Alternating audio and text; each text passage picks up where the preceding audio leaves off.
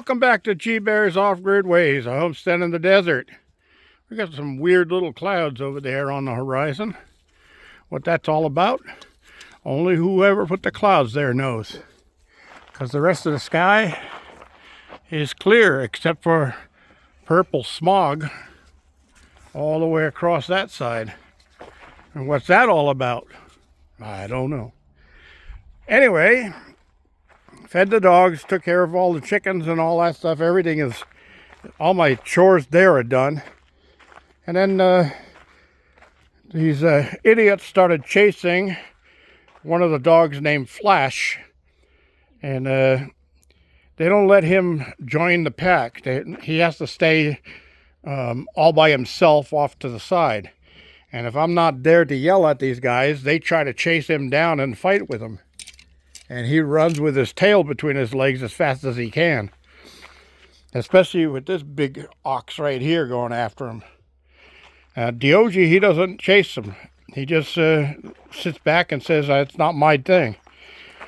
But, excuse me, he came through here, and one of them stepped on that brass gate valve right there, and sprung a leak. Wow. So I got the tanks shut off quickly, and then I went in and I didn't have any more plastic fittings. So what I did was I got out my die, or my tap, sorry, 3/4 pipe tap, and then, what's going on? And I tapped the inside of the broken off pipe that was there. And then I didn't have any white Teflon for pipe, for plumbing, but I had some yellow Teflon for gas, and that'll work, because it's only garden water that goes in here anyway. So I got that repair done, and my point that I'm going to make here as I walk to put these tools away and get myself a tissue so I can clear my nose. And no, I won't make you listen to that. You know, I'll pause the video and bring it back when I'm done. But my point was that having experience in all the different fields, plumbing, electrical, carpentry, solar, you name it, having all of those skills and having all the tools is a real plus for moving off grid.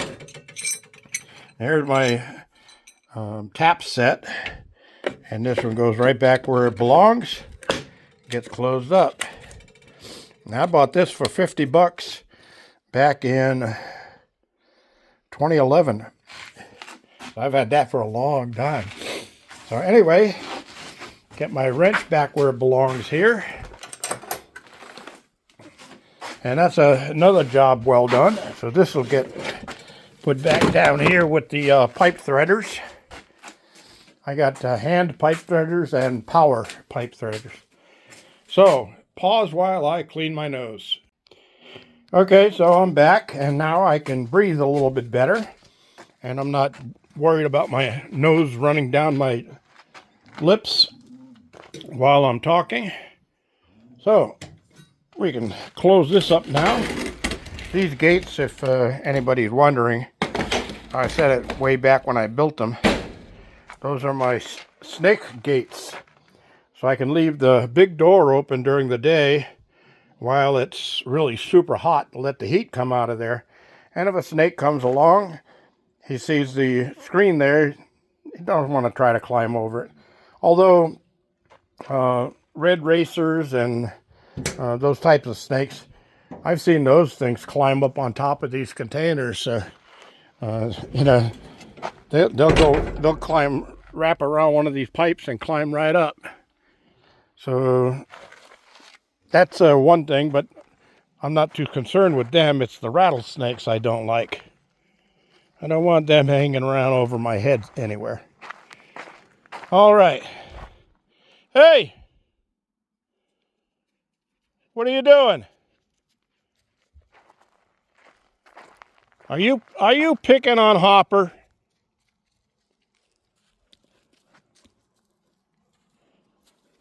We don't need that. All right. So, what do you think there? Who are you? You're Spot, aren't you? Yeah, you are.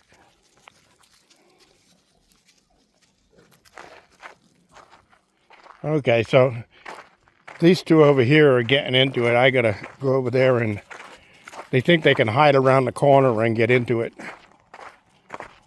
What's going on?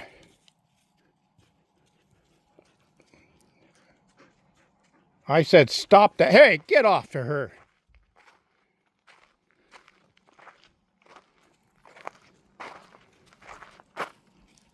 Oh, that's Spot. Spot, what are you doing? You leave her alone. We don't want any more puppies around here, okay?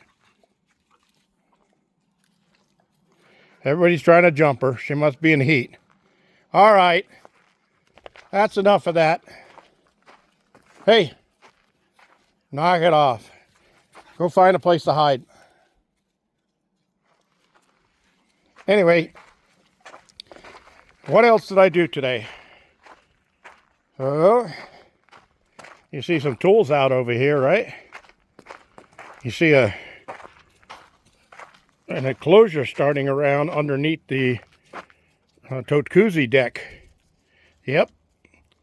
I had that piece of plexiglass, made a frame for it, and fastened that one into place with a piece of plywood below.